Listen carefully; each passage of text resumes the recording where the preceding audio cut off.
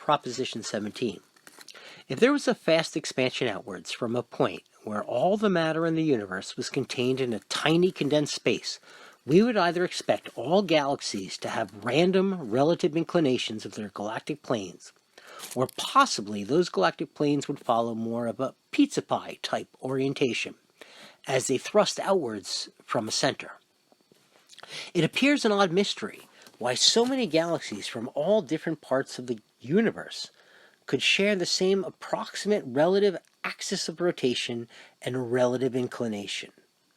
If, however, there were two universes that collided, there would be an approximate degree of impact and trajectory of impact for many of the objects that were obliterated.